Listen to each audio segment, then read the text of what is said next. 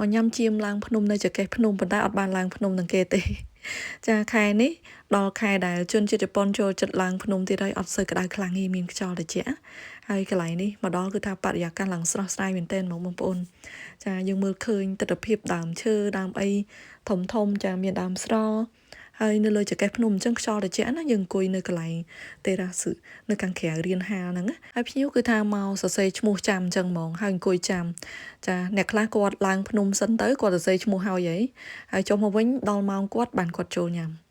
តែបើមិនអញ្ចឹងទេអត់មានកន្លែងអង្គុយញ៉ាំទេណាមនុស្សច្រើនមែនតើហើយឡានគេចតនៅតាមចកេះភ្នំហ្នឹងមាន2 3កន្លែងចាគេមានកន្លែងអង្គុយចាំនៅខាងក្នុងហាងហ្នឹងដែរប៉ុន្តែគេដាក់កៅអីឲ្យអង្គុយនៅខាងក្រោមដើមក្រូចអីចឹងណាគេលួយើងចង់លហែលហើយចានេះនាំគ្នាដើរមើលដើមក្រូចគេហើយម៉ោងនេះម៉ោងឡើងចង់ចុងក្រោយគេដែរហើយនៅមានមនុស្សចូលមកហើយមានឈ្មោះគេនៅហៅចាគេដើរលេងជុំវិញនឹងសិនទៅតម្រាំតែគេញ៉ាំហើយចេញមកខាងក្រៅយើងចូលម្ដងហើយនេះដើមហ្វៃជ័រចាផ្លែហ្នឹងរសជាតិវាស្តៀងទៅនឹងផ្លែតបែកចាជូរចត់ចឹងណាហើយក្លិនឈ្ងុយស្តៀងគ្នាដែរផ្លែធំចាប៉ុន្តែអត់ទាន់ទុំអីទេអត់ទាន់ចាស់ឯនេះនៅខ្ចីនៅឡើយទេផ្លែច្រើនទៀតហើយមកដើមហ្នឹងណាហើយបើក្រូចគេវិញចានៅពេលដែលវាទុំពណ៌វារៀងលឿងណាចារៀងរាល់ឆ្នាំគឺពួកយើងតែងតែមកញ៉ាំសាច់ជៀមឡើងភ្នំនៅកន្លែងហ្នឹងណា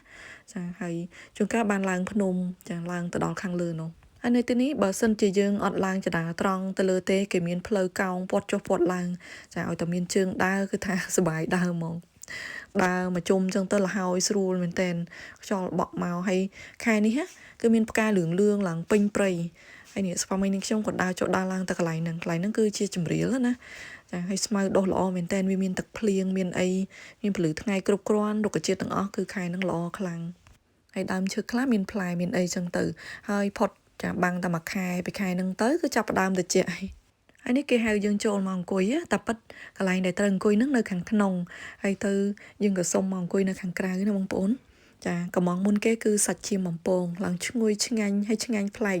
ឲ្យតែយើងខានមកយូរគឺរសជាតិញ៉ាំទៅដឹងថាឆ្ងាញ់ហ្មងហើយ